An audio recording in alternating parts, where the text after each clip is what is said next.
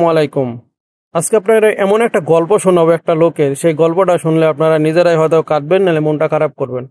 একটা লোক 16 বছর বিদেশ কাটছে। 16 বছর বিদেশ কাটার পরে টাকা পয়সা সবই দিছে বাপের অ্যাকাউন্টে, ভাইয়ের অ্যাকাউন্টে পাঠাইছে। সে চিন্তা করছে আমার বাপ ভাই সব তো দুটোই তো ভালো, তারা আমার টাকা কখনো ক্ষতি করবে না।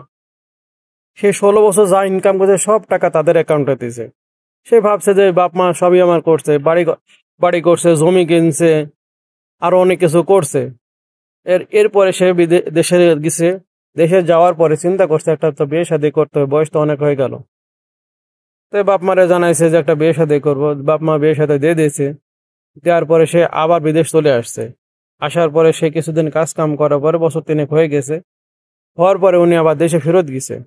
যাওয়ার পরে কয় বাপ, আমি তো অনেকদিন বিদেশ কাটলাম, হিসাবে তো আমি তো প্রায় 1 কোটি টাকার মতন ইনকাম করছি।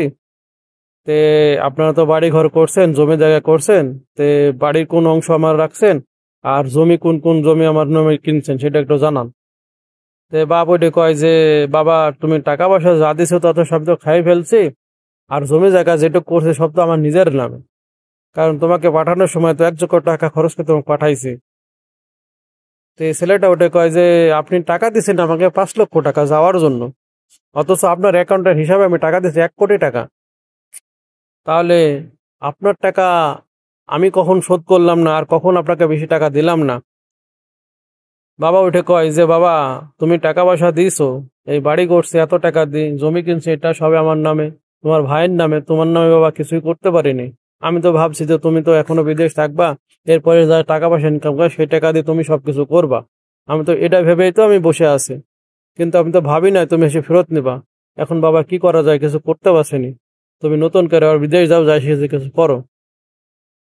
সেই লোকটা চিন্তা করে যে আমি 16 বছর থেকে আরো 3 বছর, 8 বছর, 18 বছর, আমি 19 বছর আমি বিদেশ কাটলাম। বিদেশ কাটার পর যদি আমার এইটাই করা লাগে, তাহলে আমার পরিস্থিতি পরিবেশ কি হলো? পরবর্তী সময় ওই লোকটার ওয়াইফ তাকে বলছে যে তুমি যাই তাই করো, তুমি দরকার হলে আবার বিদেশ যাও, টাকা পয়সা আমার বাবার কাছে আনি দিছি, নাহলে আমার কাছে গহনা আছে, সেগুলো আমি বিক্রয় করে তুমি দরকার আবার যাও। সেই লোকটা আবার গেছে বিদেশে, যাই সেখানে 5 থেকে 7 বছর থাকছে। থাকার পরে সে টাকা পয়সা ইনকাম পাতি করে নিয়ে আবার আসছে। কিন্তু তার মাঝে ওই লোকজন, ওর বাপ আর ভাই, টাকা পয়সাগুলো নিয়ে তার আত্মসাৎ করছিল, করার পরে তার জমি জায়গাগুলো সবকিছু নষ্ট হয়ে গেছে, এবং বাড়ি ঘরও তারা বিক্রি করে খেয়ে ফেলছে। পরবর্তী এই ছেলের কাছে আবার ফেরত আসছে, বাবা আমরা খুব বিপদে পড়ে গেছে, ভাই বিপদে পড়ে গেছে। ছেলেটা উত্তর জানালো, আমি আপনাদের এতগুলান সম্পদ দিছি, এতগুলান টাকা পয়সা দেওয়ার পরেও আপনারা নষ্ট করছেন, আমি আপনাদের আর 5টা টাকা দিতে পারবো না, কারণ আমার জীবনের 19টা বছর আপনি নষ্ট করে দিয়েছেন। এই 5 বছর আমি সুখে আছি, এই জীবনটা নষ্ট করতে চাচ্ছি না। কারণ আপনারা আপনাদের মতন চলেন, কারণ আপনারা কতটা স্বার্থপর লোক আমি সেটা দেখছি। আমার টাকা নিয়ে আপনারা খাইছেন, পড়ছেন, ঘুমাইছেন, আবার আমাকে কন যে টাকা কিসের। এইটাই বুঝলাম আমি, বাস্তব প্রবাসে থাকতে হলে নিজের টাকা নিজেকে জোগাড় করতে হবে। ভাই গল্পটা যদি ভালো লাগে তাহলে লাইক কমেন্ট শেয়ার করে দেবেন, কারণ এটা একটা প্রবাসীর গল্প। আমি অনেকদিন যাবৎ আগে শুনছিলাম, সেই গল্পটা আপনার সাথে তুলে ধরা হয়নি, কারণ একজন প্রবাসী আমার নিজের সামনে গল্প করছে, এই গল্পটা আপনার সাথে তুলে ধরলাম। ভাই প্রবাসে থাকতে হলে এই কাজগুলো কখনোই করবেন না, নিজের সম্পদ নিজেই গড়বেন।